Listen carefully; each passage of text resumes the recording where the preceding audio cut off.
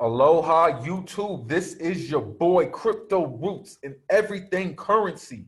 Straight crypto YouTubers, check us out. This is the Elon Marley podcast where we talk about everything crypto, especially everything DeFi. How you been, brother? What's going on?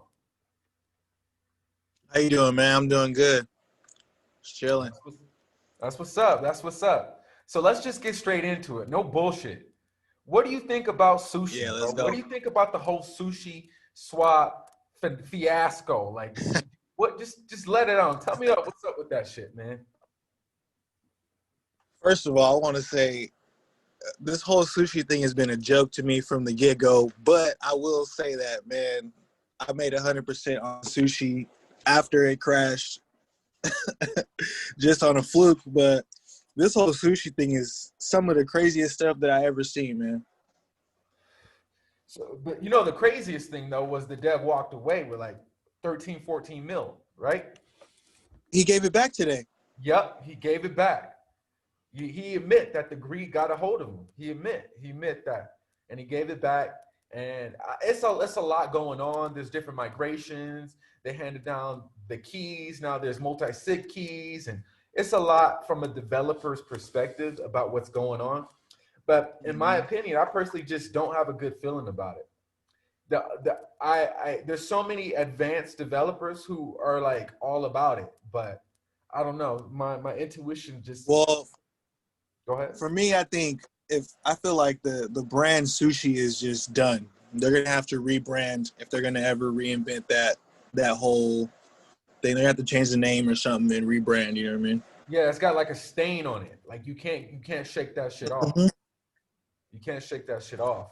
You know, and It's kind of, you know, people were saying the dev shouldn't have gave it back. They should have bought sushi back and bumped up the price and pretty much reimbursed everybody versus just giving it back to the treasury. So some people are like, yo, if you really want to do us a favor, buy it all back and raise our sushi back up. Like instead of, just give it back. But that goes to show you like money can change you. No matter how good of a person or the greatest intentions you set out to be, with that kind of money on deck, like what would you do if you were in that dev's position? You know what I'm saying? Especially if you were quote unquote anonymous. Think about it though. You're the single dev who came through with this project that in no time gained $500 million in the market cap. I think more than that was locked up in the actual contract. He was probably thinking it's time for me to take my compensation. And you know what? I'm not necessarily. I can get it. I can get it why he would pull that move, and I can get it why he would give it back. I would say most people wouldn't never give it back. Fuck that shit. I'm taking it and I'm going somewhere else. Yeah. But it was cool that, and you know what? I'm gonna just take $2 million and I'll give the rest back. Not just that, it's that it was a clone off Uniswap. Like I think his name's Hayden Adams or whatever. Like these dudes really worked on Uniswap for like 2 or 3 years. And then all of a sudden, Sushi Swap comes and clones it, switches some shit up, and then runs away with 13 mil. Like that is some of the most shadiest shit. Like people are super salty about that. Like you're pretty much a scammer at that point. You stole up people's hard work. And these devs didn't get paid. Like Uniswap, they don't get paid for making Uniswap. Like they did it. But I mean, go ahead. Was it really his fault because he spent money from the dev share, or did people panicked after he spent that dev share money and sold their sushi and it was a massive sell-off? Yeah, it reminds me of Litecoin. I don't know if you remember the Litecoin days where Charlie Lee or whatever sold his shares of Litecoin. And people were like, dude, how dare you betray us? People were just so vengeful. Like, it's like, yo, this dude understands the game, And by the way, so let's lead into that. In my opinion, I don't think Litecoin is ever coming back. Ever coming back. Me neither. You can see the shit just slipping from the market cap. It's going from number 3 to number 4, number 5. It's like 8, 7, 8, 9, or 10 right now. Lightning needs help. Once Charlie Lee pretty much came out and said, look, I'm paying for all Litecoin's development. I don't want to pay for all Litecoin's development. It's supposed to be decentralized. Leave me out of it. That's the real reason why he sold his coins, because he was tired of doing all the work. It's like, and it was the top, you know, he was selling at the top, but you know, for the most part, he didn't want to do everything for Litecoin and fund all the development and all this stuff like that if it was supposed to be a decentralized project. So Yeah, yeah, you know, and they've been talking about people, same thing contracts with for this time. who are like, yeah, just make me rich. Yeah, shut up, dev this, dev that. Just make me rich. That's all they care about. So from the devs' perspective, they're like, man, like that's all you guys care about. Like I put more effort into getting the start up, and everybody just wants me to make them rich, like without. Yeah, did you? I mean, that reminds me of the situation with DAG. Now, DAG is one of the coins that I've held for a minute that I really like, but there's a situation where they actually lost some partnerships because the community was too crazy and too skeptical. So when they announced the partnership, the community basically bombarded the partner, you know, with questions and blowing them up. Is this company legit? Is this company legit? Is it real? Is this partnership real? And the partner decided that they wanted to back out because it was just too much publicity that they didn't want. Yeah, there's some real demons that come up in the crypto game. I mean, in my opinion, the whole market is a demon. Like as much prosperity as you think there is, there's so much wreckness going on that just the light doesn't get shined on. You know what I'm saying? Yeah, for sure. There's only a few accounts on crypto Twitter that are admitting their losses, that are admitting that they got scammed. Like, you know, there's only a few accounts that are really like, yo, I fucked up. Like, you know, but you don't hear the rest of the people. And the way people express how they got wrecked in the crypto game is very, I wouldn't say ironic, but peculiar. Because most people will never admit that they've made a mistake or they've been scammed or they've been rug pulled or whatever, right? But the way I can tell when people got wrecked in this crypto game is by their responses. No, I don't deal with that. No. It's too much right now. The whole industry needs to be regulated. Like, you know, like they have a whole switch of personality, and it's like, you got fucking wrecked. I know it. Just fucking admit it. You got fucking wrecked somewhere, and you don't want people to know, and you're bitter about it. And the way you respond to people is just like pretty much discouraging completely. You know. I've been hearing that lately with a lot of people. I don't know if you've been hearing this a lot, but a lot of people are saying, "Oh, the DeFi bubble popped. DeFi's dead." I'm like, man, just because you got rug pulled don't mean that DeFi ain't building some good stuff. You know what I mean? Like, and I would bet a lot of those people who are saying that are new to the game, because people like me and you who've been in the game 3+ years, we can see that every time people said it was dead, it was never dead. It only came back stronger. Yo, Bitcoin's dead. That whole crypto shit's dead. Ethereum, even when Ethereum's dead. Yeah, I'm like, you guys still hollering that Bitcoin's going to zero? Come on now, y'all. Come on, man. Y'all got to stop that one. Yeah, for real. I mean, like, I honestly seen governments buy into Bitcoin more than they buy into DeFi projects. Like you know, like if these governments are really going to use Bitcoin as a reserve currency, use crypto, they're going to go for Bitcoin. Like at least in my opinion, they're going to go for these brand new projects that are just coming up. Like, no way, it's, you know. So they're going to go with the oldest crypto in the game, which is Bitcoin. So the whole Bitcoin thing ain't over yet. It's just that it's not flexible. It's not flexible. And I looked more into it, and even wrapping your Bitcoin is unsafe for the most part. For right now, all the REN BTC is held by one account holder. Over $100 million worth of BTC is held by one account holder.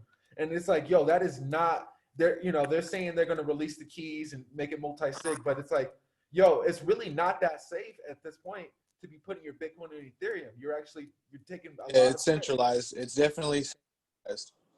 Well, you know, like I said before, like, you know, it's centralized, but in the long term, like, people kind of trust certain companies and they don't mind centralization as much. Now, in the long run, I think, of course, decentralization is going to be what prevails over everything, you know, but as far as like a lot of people who throw their money, you can see it with people throwing their money on these centralized exchanges and leaving it there and getting hacked. And, you know, the greed kind of makes people lack on the safety a little bit at times.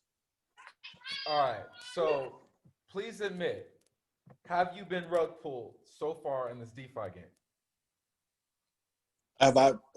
You know what? I will say I lost money on damn.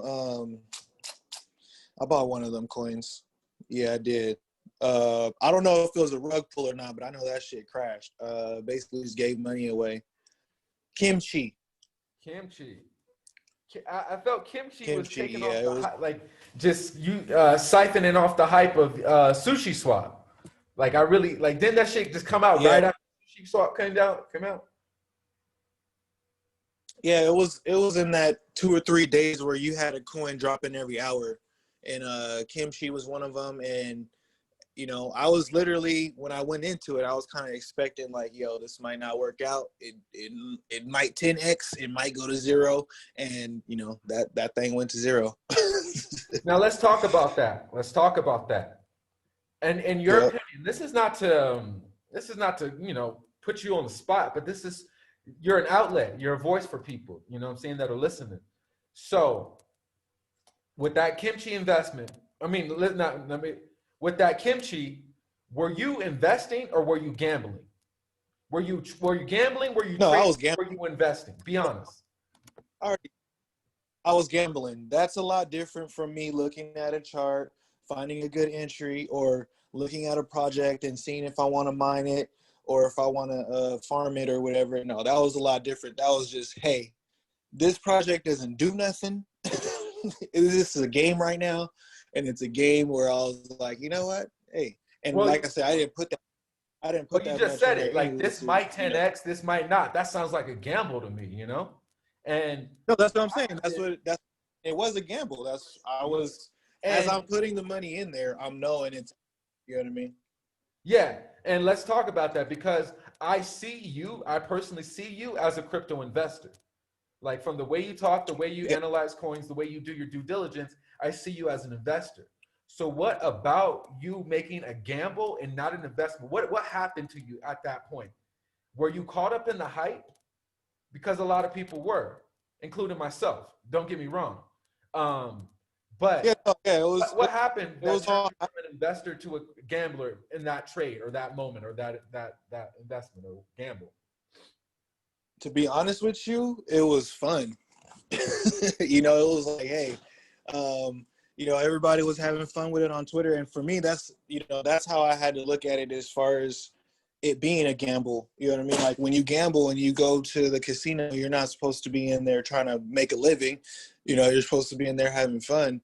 And for me, that was like, psychologically, there was a huge separation from what I normally do as an investor. You know what I mean?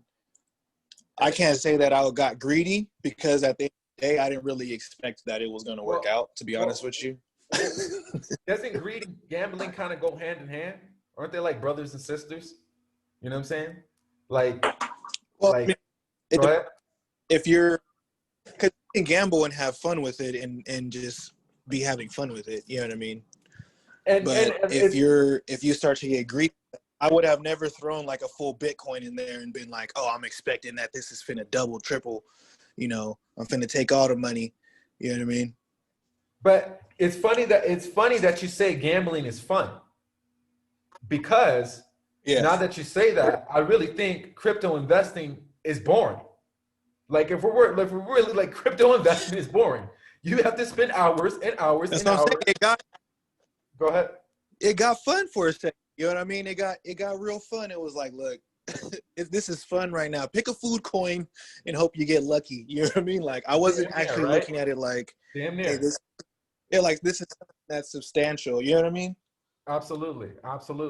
I wouldn't say I fucked up on pasta, but I spent more on gas with pasta than I made with it. In fact, the pasta I farmed, I left it on there because it wasn't worth the gas taking it out.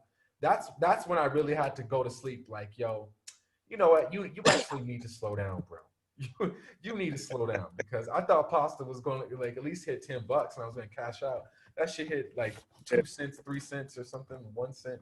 And I'm like, yeah, that's how kimchi was. I was like, oh, this might hit $10, but it hit 2 cents, 3 cents. I was like, oh, well, but see, that's why, like I said, before I even went into it, I was kind of already like, because even my subscribers know, they're like, bruh, why you invest in some bullshit? You know what I mean? Like, you know what's up already. Even you, it's like, bro, we've been in the game for a long time, but it's like, shit gets boring, man. And that was kind of fun to actually do all that. A lot of people got pissed off and they started saying, this is garbage, whatever, and stuff like that. But I mean, I think that's because a lot of people lost. Anytime a lot of people lose money, it's garbage. You know what I mean?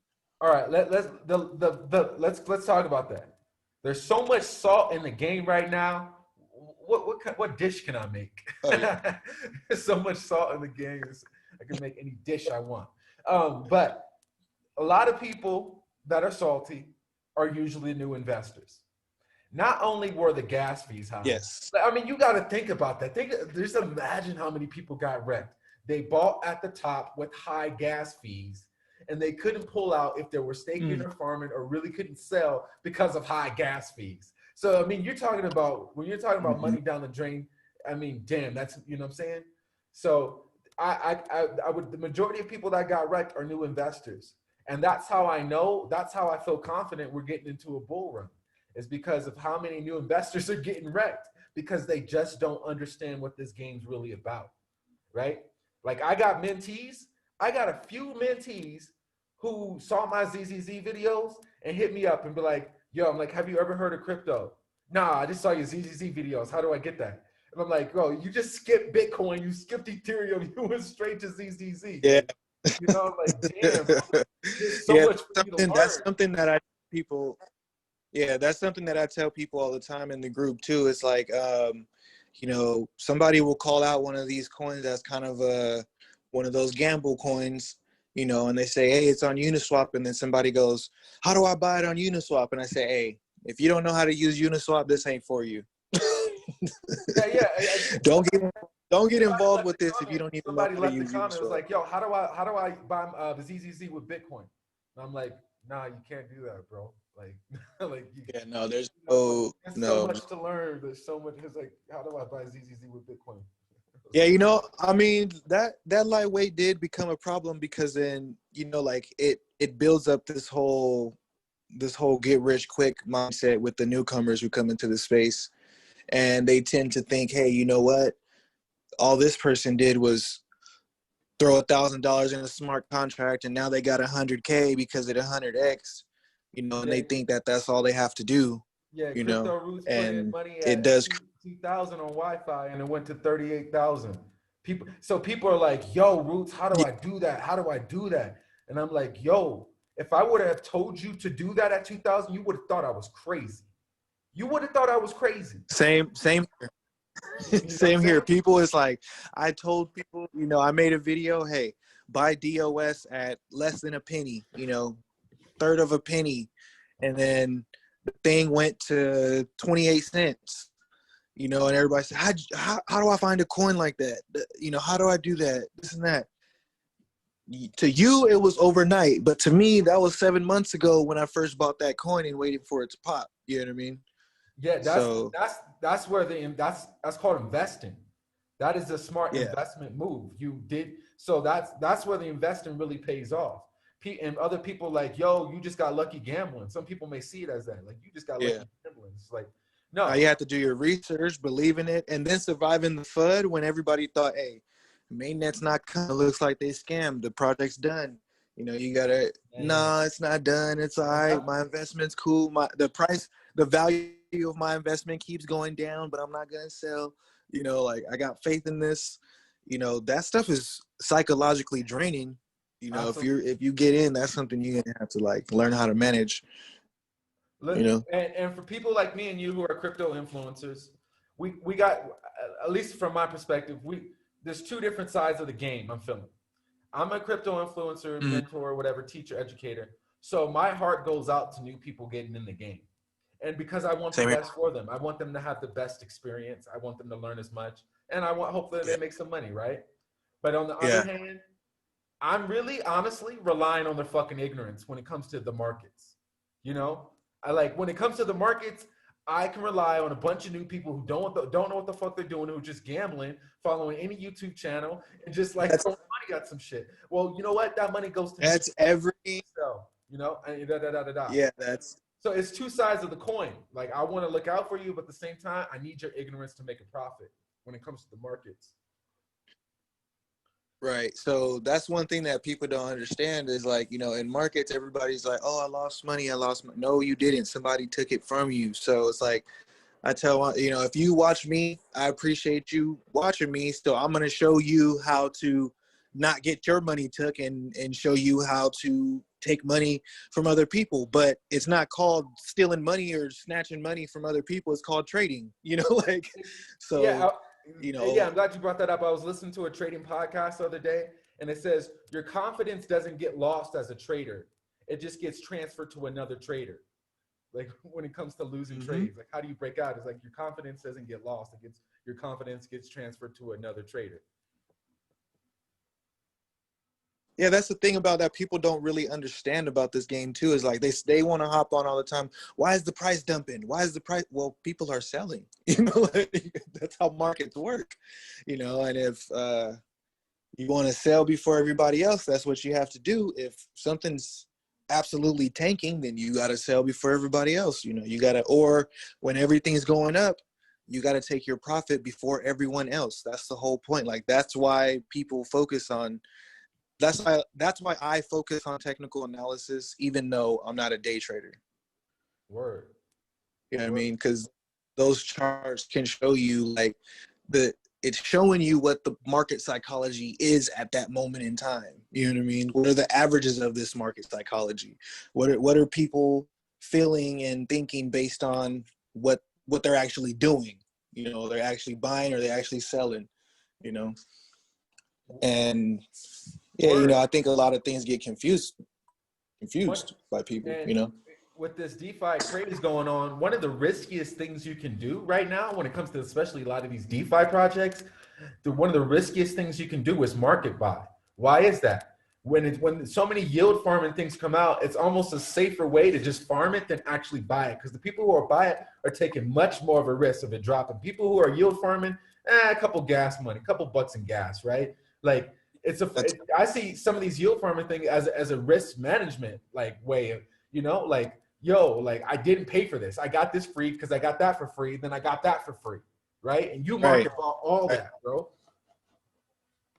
You know, right? So, that's why it's that, like, even, you know, even what's his name? Corgi, Wi-Fi's creator. Yeah, and Andre Cronahay. Andre Cronahay. I always say his name retarded. Yeah. But yeah, you know, he came out in a couple of interviews and he's like, look, people, don't buy Wi-Fi. You know, he was like, it's meant to be farmed, you know, it's meant to be, you know, but people are going to buy it anyway, you know, and they're going to speculate that the price is going to go up, which is, you know, it creates a secondary market for it, you know, which in return could actually hurt the project. Who would know? Who would have known that don't buy Wi-Fi, don't risk your money in these smart contracts. It has zero financial value, and I test and prod. Who would know that would be the golden thing to boost your coin up damn near to 40K, right?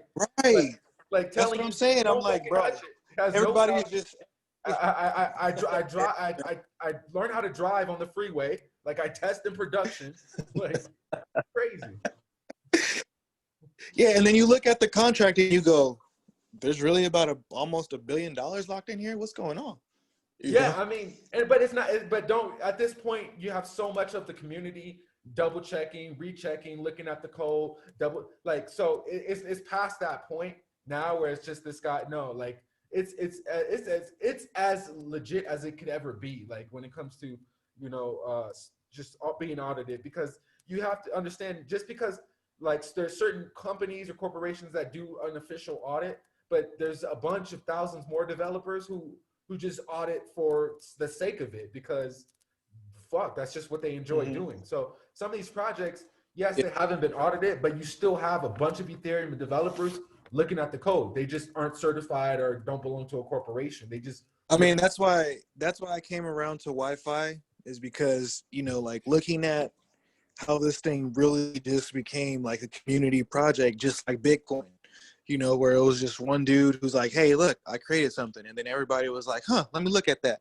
hey, maybe you can add this, maybe you can fix that. And then you've seen the development pick up, 100 times. It's like, I think when Wi-Fi first came out, it's like every time I went to the website, there was something else added to it. Like it was being audited by all these people. And then, you see the main developer being 100% real about what's going on with the project, Absolutely. So I just thought that made it.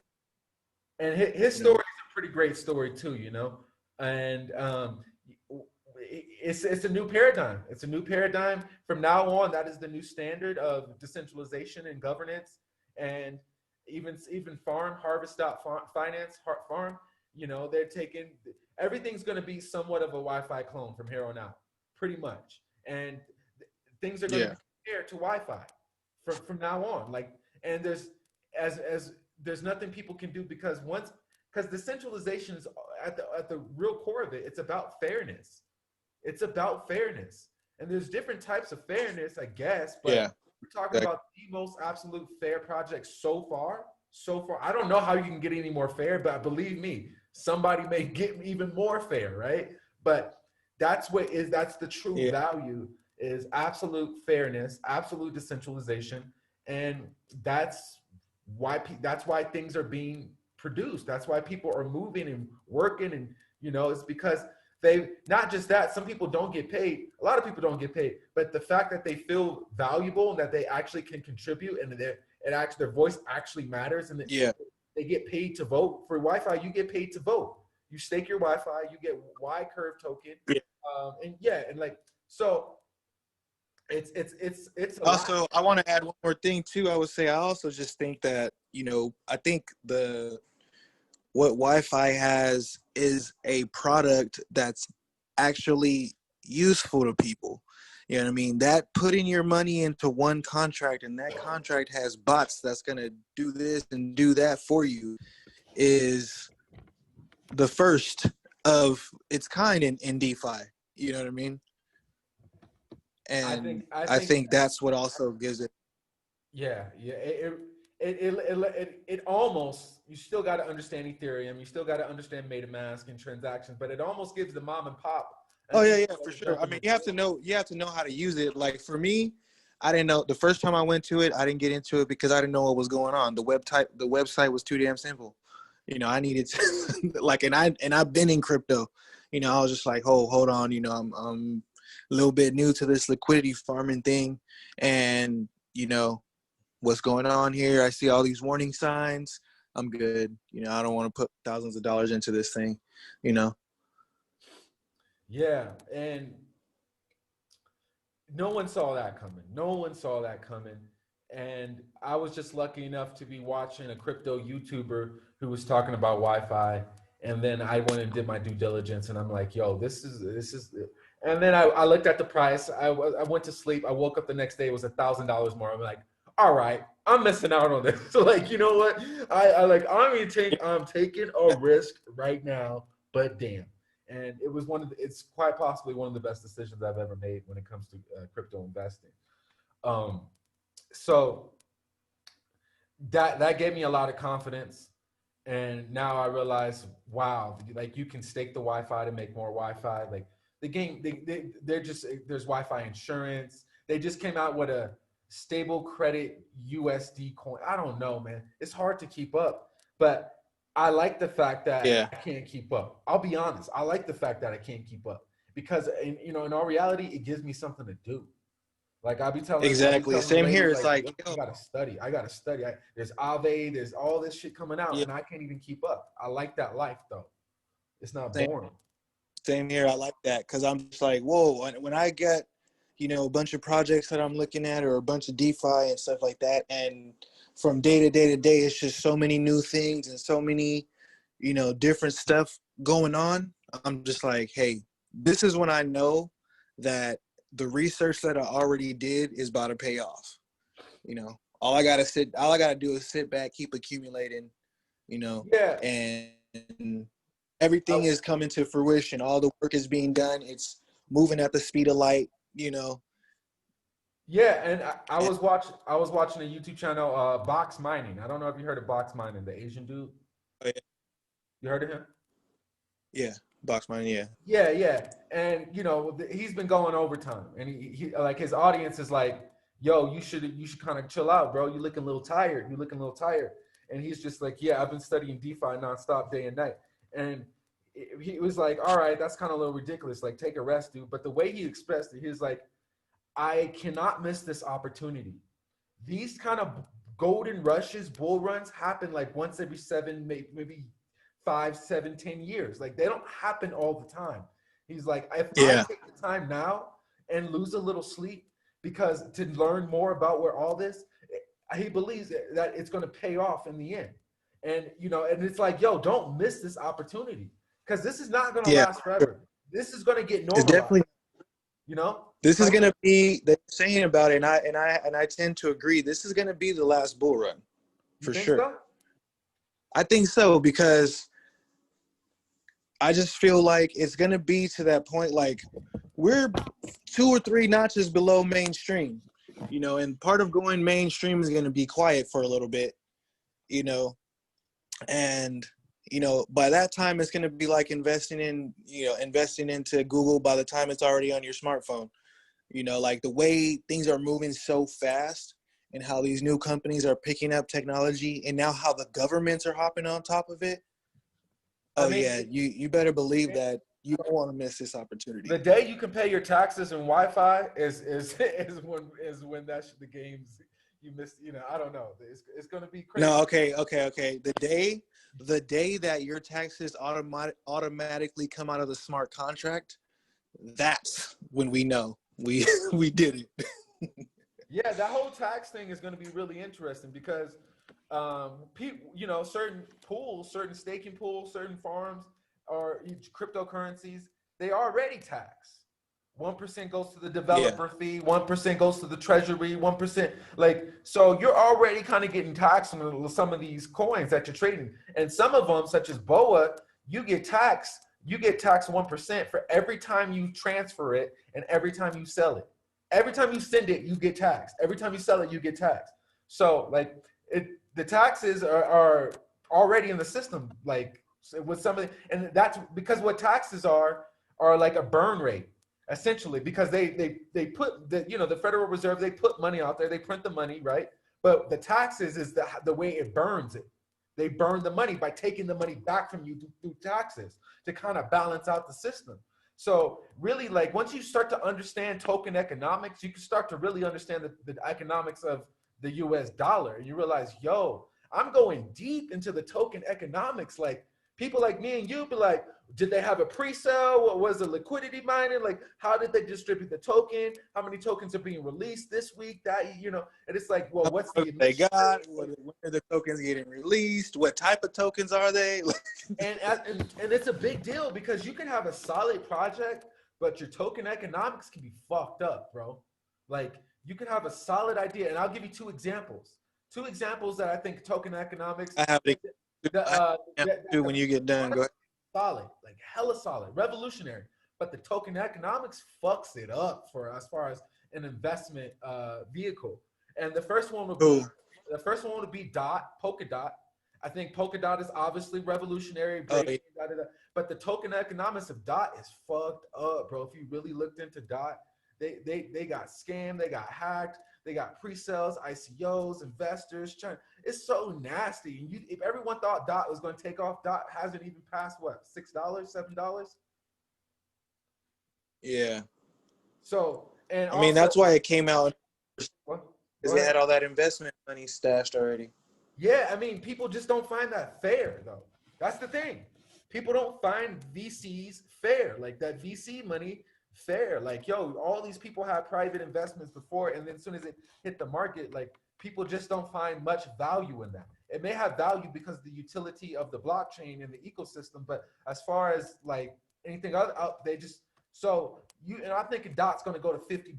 Dot's going to go to 100. I was getting all excited, and I'm like, look at the token economics, but like, yo, this shit's nasty. It's ugly. The token economics, it's ugly. Yeah, I got two examples. One of them that pissed me off was FXC, because I literally bought into this coin when the market cap was below 10 mil. Market cap went to 300 mil, and my portfolio didn't even move. Whoa. Whoa. That much gains, and the tokenomics were that bad that the coin literally went from like number 300 and something to the top 100, and in my portfolio the price stayed the same. Yeah, I feel you, man. I feel you. And Another one would be XRP. Oh, go ahead. Let me hear about the XRP, bro. Let me hear about that shit. Oh, another one is XRP. I mean, I got a little bit of XRP that I'm just holding just because I just had it since forever. But, you know, the tokenomics of XRP are just horrible, bro. Absolutely. And I don't call it XRP. I don't call it XRP. I call it by its government name, which is Ripple. Ripple? I call it Ripple. You know? You are Ripple, buddy. Stop trying to change your name. You're Ripple. Yeah, I mean, actually, people don't understand when XRP first. What? You still there, brother?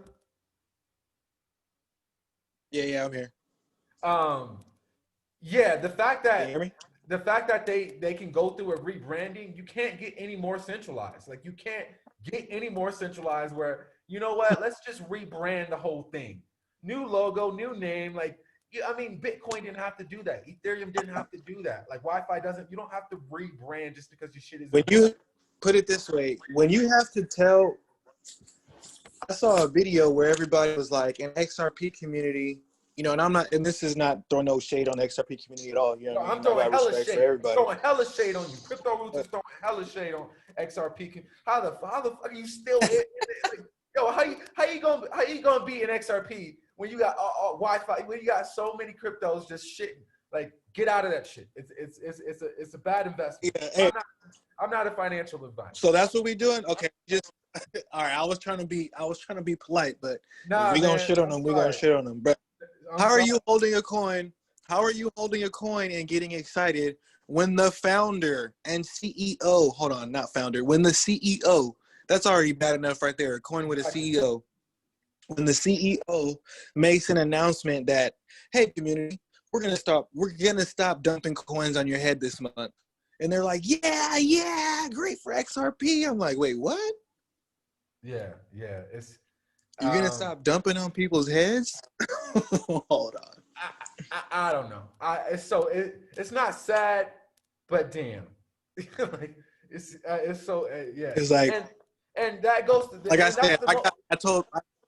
Listen, my boy, he wanted me to buy XRP so bad, and I said, fine. I got 100 XRP. If they don't make me rich, then that means y'all been talking all this crap for no reason. And let me tell you, that 100 XRP is probably like $20 right now. Hey, for all you XRP holders, I'm gonna give you one valuable lesson: do not marry your bags. Do not marry your bags. Yeah, that is not your girlfriend. A lot of people are your wife. Okay, when it's time to get rid of them, get rid of them and move on to something better. Yeah, don't fall in love with your bags, definitely. That's why I always tell people, I don't even get stuck on one investment too long, you know. And that's something that's a psychological part of it too. You say, oh, this coin made me so much money already, I don't want to sell it. Or I think this coin is going to do good in the future. Nah, man, if that thing is tanking, there's other things going up. You got to learn to adjust. Like, what's your goal? You know what I mean? To be somebody's number one fan? Or to try to make a profit in investing. You know what I mean? Yeah, it's just, to me, it's just a bunch of gorillas beating their chest, echo chambering to each other. Yeah, you bought that, I bought it too. Ha ha ha. You know, it's like, all right, well, what value did it give you or anybody else? And they really can't really articulate anything besides, I don't know. It's just, some people just, I don't know. They get into investment early and they never want to leave it because they invested too much and they, you know. So yeah, that's where egos. Well, in all reality, like, they give their money away to the market. They give their money away to the market, and I don't know. Just XRP people, get off that shit. That shit is like the heroin to me. Yeah, too much for one. Too much tribalism. Too much tribalism over there. Yeah. I mean, you can get blind. just like a Bitcoin maximalist. You know, you can sit there and you can say that Bitcoin is the best and nothing else is going to do nothing, but it's like other things are innovating. So yeah, I like Bitcoin too, but I would be stupid to ignore the other innovation and the other potential in the rest of the market, you know?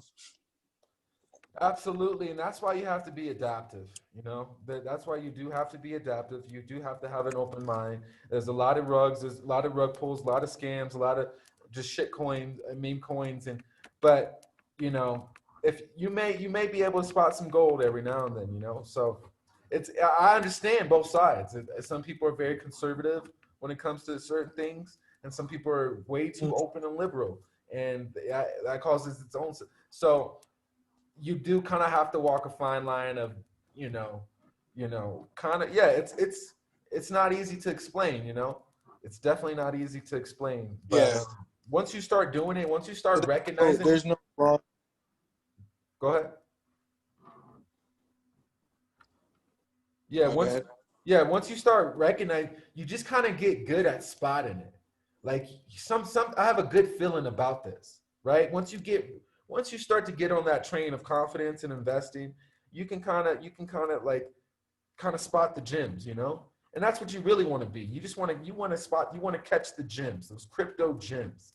And there's various ways to catch these crypto gems, and the easiest way is to follow